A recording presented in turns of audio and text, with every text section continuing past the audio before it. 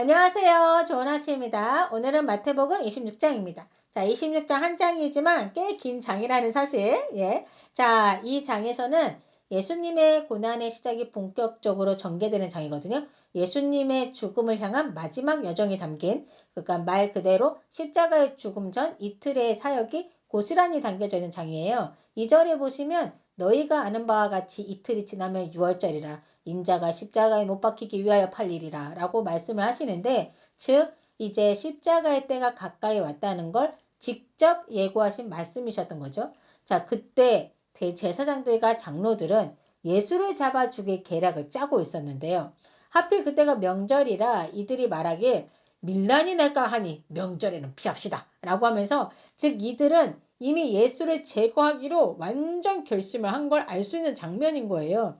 자, 그러면서 한쪽에서는 대제사장들과 백성의 장로들이 머리를 맞대고 예수를 어떻게 잡아 죽일지 계략을 짜고 있다면, 이제 화면이 바뀌어서 예수님은 어디서 뭐라고 계시냐? 지금 베다니의 그 예전에 나병 환자였던 시몬이라는 사람의 집에 계신 거예요. 이 시몬은 이제 필경 예수님으로부터 고침을 받았기에 지금 예수님과 제자들을 자기 집에 초대해서 식사를 대접하고 있는 거겠죠. 자, 근데 그때 한 여인이 매우 값비싼 향유 한 옥합을 가져와서 예수님의 머리에 부은 거예요. 그러자 제자들이 아이고 저 여자가 아니 저 비싼 걸 팔아가지고 가난한 자들에게 줄 수 있는데, 아이고 저걸 저리 저렇게 그냥, 아이고 낭비하다니 밀어나고만 밀어내 하면서 막 붕괴를 하면서 비난을 막 쏟아낸 거죠. 자, 그러자 예수님께서 제자들을 꾸짖으면서 그 여자를 괴롭게 하지 말거라. 그가 내 장례를 준비하였느니라. 온 세상 어디든지 이 여인의 행한이도 같이 전해지게 될 것이다 라고 말씀을 하시는데요. 이 여인이 예수님이 죽으신다는 것을 알았다고 생각하지는 않아요, 저는. 네, 다만 하나님께서 이 여인에게 그런 마음을 주시지 않았을까? 하나님께서 예수님의 죽음을 앞두고 주신 그런 마지막 사랑의 위로가 아니었을까 하는 생각이 들더라고요. 마가복음 그 14장 3절에서는 이 여인이 이 향유옥합을 깨트려서 예수님의 머리에 부어드리는 장면이 나와요. 그러니까 여기는 깨트렸단 말은 없는데 그 마가에는 깨트렸다고 나오거든요. 예수님은 사실 이때 모든 걸 다 알고 계셨죠. 제자들 중에 하나가 자기를 팔 것이라는 것도, 그리고 가까운 자기의 제자들이 다 자신을 버리고 도망칠 거라는 것도, 그래서 자신이 버림받고 죽임을 당할 것이라는 걸 이미 다 알고 있었지 않습니까? 자, 그런데 바로 그 시점에 아무 조건 없이, 아무 계산 없이, 아무 이유 없이 온 마음을 다해 자신의 전 재산인 향유를 깨뜨린 그 여인. 여기서 그 깨진 옥합은 곧 깨어져야 할 예수님의 몸과 마음을 상징하는 것이었고, 예수님께서 십자가에서 완전히 부서지듯 그 여인도 자기의 전부를 다 깨뜨려 드렸지 않습니까? 이 한 여인의 사랑은 바로 하나님께서 예수님께 주시는 마지막 위로의 선물 같은 거, 그런 거 아니었을까 하는 생각이 들더라고요. 이번에 개인적으로는 그런 생각이 좀 들었어요. 오늘 말씀을 읽으면서. 하나님이 사랑이 아닐까. 하나님께서 이 여인에게 그 마음을 넣어주신 거 아닐까라는 생각이 사실 들었어요. 이 사건 이후 바로 유다의 그 배반 이야기가 나오거든요. 굉장히 좀 아이러니하다는 생각이 들었어요. 한 여인의 사랑과 헌신의 장면 바로 뒤에 배신과 탐욕의 그림자가 대비해서 이제 보여주고 있는 거거든요. 자, 다른 복음서에서는 예수님께 향유를 부은 이 여인의 이야기가 나올 때 가룟 유다가 동계산을 하고 있었던 장면이 나와요. 이 여인이 예수님께 부은 그 향유의 가치는 거의 1년치 연봉이라고 보시면 되거든요. 자, 그걸 다 예수님 머리에 부은 거예요. 여러분, 그 우리도 쉽지 않지 않습니까? 우리의 연봉을 다 하나님께 드린다는 게 쉽지 않잖아요. 자, 가룟 유다 입장에서는 저 많은 돈을 저렇게 허비하다니라는 생각을 했고, 실제 그래서 그 여인을 비난했던 거예요. 자, 근데 예수님께서는 그 여인을 칭찬했죠. 그리고 제자들은 꾸짖었죠. 자, 이때 가룟 유다의 마음에 사탄이 훅 들어가지 않았을까 하는 생각이 들었는데, 그리고 그가 그날 밤에 바로 대제사장들을 찾아가거든요. 그리고는 내가 예수를 너에게 넘겨주리니 얼마를 주려느냐라고 얘기하거든요. 자, 그들에게서 은 30을 달아주겠다라고 한 거죠. 자, 여러분이 이 장면도 어디서 본 기억이 있을 거예요. 이거는 구약의 어느 선지자가 예언한 말인데 바로 스가랴 선지자가 예언한 말이었습니다. 이 얘기가 토기장이한테 준다는 것도. 자, 드디어 그 유명한 마지막 만찬. 예. 예수님은 제자들과 함께 마지막 유월절 식사를 하시면서 말씀하시기를 내가 진실로 너에게 이르노니 너희 중에 한 사람이 나를 팔리라 라고 말씀하세요. 제자들은 막 아마도 다들 이 얘기를 듣고 깜짝 놀랐을 거예요. 막 충격을 받았겠죠. 그러면서 막 서로가 서로 얼굴 보면서 아니 이게 무슨 말씀하시는 이게 무슨 말씀이신 거야? 너 들은 거 있어? 너 아는 거 있어? 막 이러면서 막 제자들끼리 막 서로 어안이 벙벙해 했을 것 같지 않습니까? 아마도 유다가 제일 뜨끔해서 놀라지 않았을까 싶더라고요. 자, 제자들은 서로 예수님께 주여, 저는 아니지요 라고 막 물어요. 자, 그때 예수님은 조용히 나와 함께 그릇에 손을 넣는 그가 나를 팔리라 라고 말씀하시거든요. 이때 유다도 예수님께 아닌 척 다른 동료들이 눈치지 못하게 하기 위해서 주님, 저는 아니지요 라고 말을 하거든요. 예수님께서는 유다를 바라보시면서 유다의 눈을 바라보시면서 네가 말하였도다 라는 말씀을 하세요. 다른 제자들은 사실 다 눈치 못 채요. 예. 눈치 못 채고 예수님만 알고 있었던 거예요. 예수님하고 제자기 유다만 알았던 거지 뭐. 예, 그쵸? 자, 그 후 예수님은 떡과 잔을 들어 축사하시면서 성만찬을 제정하시는데요. 이것은 너희를 위하여 주는 내 몸이니 먹으라. 이것은 죄 사함을 얻게 하려고 많은 사람을 위해 흘리는 바 곧 나의 피 언약의 피니라 라고 말씀하시거든요. 이는 십자가의 피의 의미를 미리 보여주시는 그 구원의 약속이 지금 이 자리에서 선포된 걸 볼 수 있는 건 거예요. 자, 이 말씀을 하시는 예수님은 지금 제자들이 이 말씀을 전혀 이해하지 못하고 있음도 아마 알고 계셨겠지만 후에 이 말씀들이 무슨 말이었는지 제자들이 깨닫게 되는 그날도 미리 보시지 않았을까 싶더라고요. 자, 식사를 다 마친 후에 예수님은 제자들에게 또다시 제자들이 이해할 수 없는 말씀하세요. 오늘 밤 너희가 다 나를 버릴 것이다 라고 말씀하시는데 이 말을 듣고도 제자들 모두가 아마도 다 아니라고 부인했을 것 같아요. 그렇겠죠. 그리고 베드로는 그 중에서 더 강하게 단호하게 다른 사람은 다 버릴지라도 저는 결코 버리지 않겠습니다. 라고 막 이렇게 말을 해요. 아주 강하게 얘기합니다. 그러자 예수님은 그런 베드로를 이렇게 보시면서 유심히 이렇게 눈을 봤을 것 같아요. 그러면서 내가 진실로 너에게 이르노니 오늘 밤 닭 울기 전에 네가 3번 나를 부인할 것이다. 딱 얘기를 하신 겁니다. 근데 단언컨대 베드로는 진심으로 결코 그렇지 않을 거라고 확신했을 거예요. 예, 진심으로. 예, 이게 인간인 우리들의 모습이 아닌가 싶어요. 그렇게 마음을 다해서 진심으로 다짐을 했건만, 예, 내가 나를 모르는 거죠. 자, 아마도 저나 여러분도 저 상황에 있었다면 결코 그러지 않을 거라고 두 주먹을 불끈 쥐고 힘주어 말하지 않았을까 싶지 않습니까?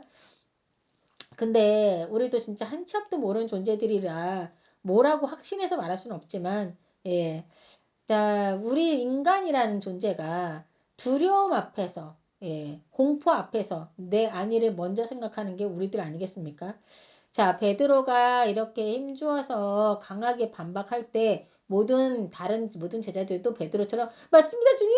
우리가 결코 그리하지 않을 것입니다. 라고 말했어요. 그렇게 말했다고 성경에서 말하고 있습니다. 이에 예수님은 제자들과 함께 이제 겟세마네라고 하는 그 동산에 올라가는데요. 그리고는 예수님은 내가 저기 가서 기도할 동안 너희는 여기 앉아 있거라 라고 말씀하시고는 베드로하고 요한 야고보를 데리고 함께 이제 가셔서 그들을 조금 떨어진 곳에 두고 기도를 하러 올라가세요. 예수님의 마음이 너무나도 잘 나타난 말씀이 38절에 나와 있는데 내 마음이 매우 고민하여 죽게 되었으니 너희는 여기 머물러 나와 함께 깨어 있으라 라고 하시고는 조금 앞쪽으로 나아가서는 얼굴을 땅에 대시고 엎드려 기도하시기를 내 아버지여 만일 할 만하시거든 이 잔을 내게서 지나가게 하옵소서. 그러나 나의 원대로 마옵시고 아버지의 원대로 없어서라고 기도하시거든요. 예수님의 그 심정과 그 고통이 느껴지지 않습니까?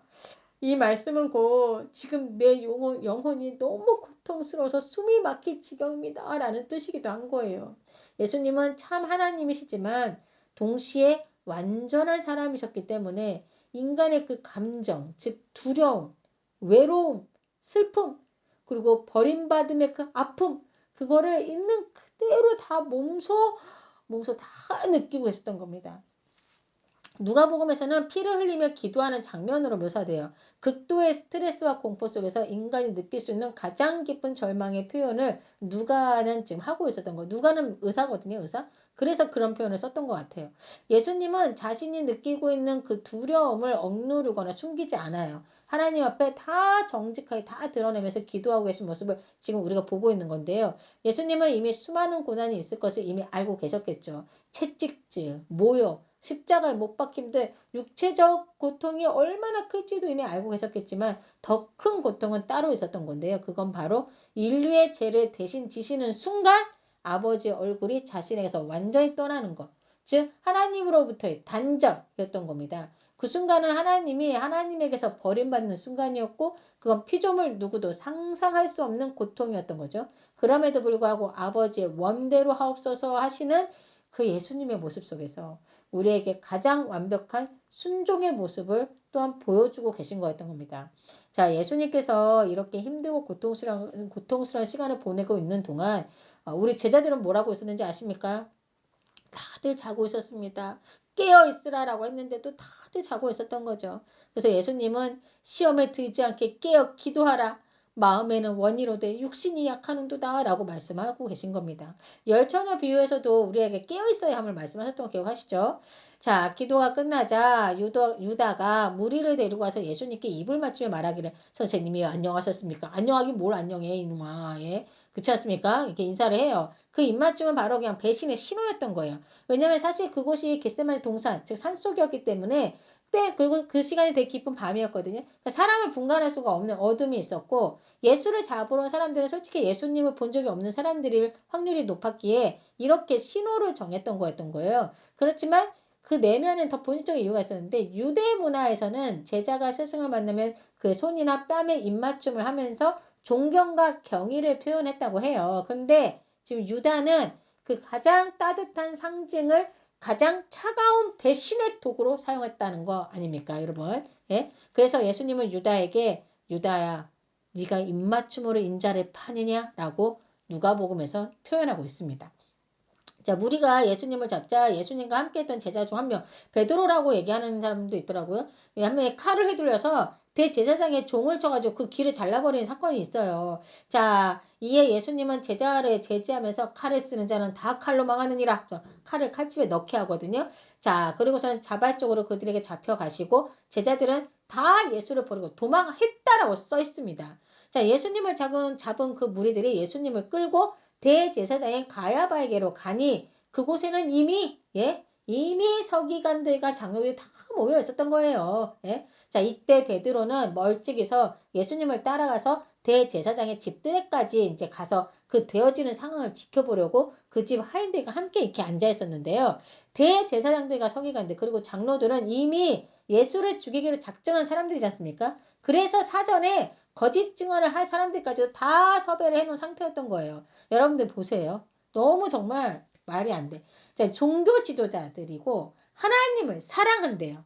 그리고 하나님의 법을 그토록 잘 알고 지키려는 자들이에요. 자, 근데 지금 이 사람들이 죄 없는 무고한 예수님을 이렇게 해서 죽이려고 하는 것 자체가 하나님의 뜻에 위배되는 거 아닙니까? 거기에 거짓 증언들을 하게끔 하려고 돈을 주고 사람들 사기까지 했어요. 예? 자, 그래서 그들에게 거짓 모함을 하라고 시키기까지 했죠. 그러니까 자기네도 천국에 못 들어가게 하고 이 많은 사람들까지도 천국에 못 들어가게 하는 그런 방해꾼들인 거예요. 그때 어디서 나왔었죠, 이 얘기가? 정말 말과 행동이 전혀 일치하지 않는 그런 위선자들이 맞다는 걸 자신들이 지금 입증하고 있는 모습인 겁니다. 자, 이런저런 질문들을 하면서 거짓 증인들도 다 나온 거예요. 근데 또 서로 말이 안 맞아. 안 맞으니까 이게 안 되는 거야. 재판이 안 돼. 자, 이번에는 그러니까 대제사장이 일어나가지고 네가 하나님의 아들 그리스도냐 하고 질문을 합니다. 자, 그러자 예수님께서 네가 말하였도다.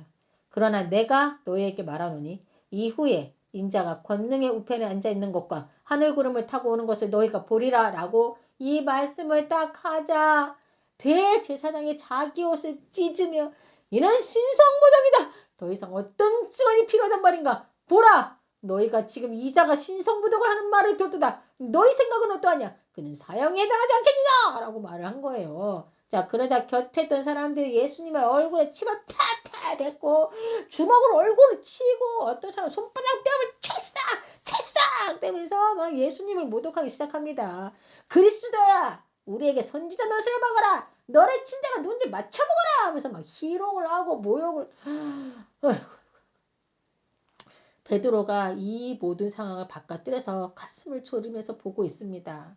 자, 근데 느닷없이 그 집 여종 한 명이 말하기를, 뭐야, 당신도 저 갈릴리 사람 저 예수와 함께 했던 그 자가 아니야? 이렇게 얘기한 거예요. 그래서 베드로가 모든 사람들 무슨 말이냐? 나는 도대체가 네가 무슨 말을 하는지 알지 못하겠다라고 하면서 잡아댑니다. 자, 그리고는 자리를 이동해서 다른 쪽으로 가요. 앞문까지 나아가가지고는 이제 거기 이제 앞문까지 나아갔더니 아니 거기서도 또 다른 여종이 베드로를 보고는 거기 있는 자들에게 아니 이 자는 저 나사렛 예수와 함께 있었던 사람이 맞소! 라고 얘기한 거예요. 그러자 베드로는 맹세하면서 또 부인하여 말하기를 나는 그 예수란 사람을 전혀 알지 못하노라! 라고 얘기한 겁니다. 자, 그런데 조금 후에 곁에 있던 사람이 나아가 베드로에게 너도 진실로 그 도덕이 맞다. 너의 말투를 들으니 네가 바로 저 나사렛 사람과 같은 패인 갈릴리 사람이 맞구만 뭐가 아니라는 거냐 이렇게 얘기한 거예요. 그러자 이번에 베드로가 예수를 저주하며 맹세하여 말하기를 나는 그 사람이 누군지 전혀 알지 못하노라. 내가 그를 안다면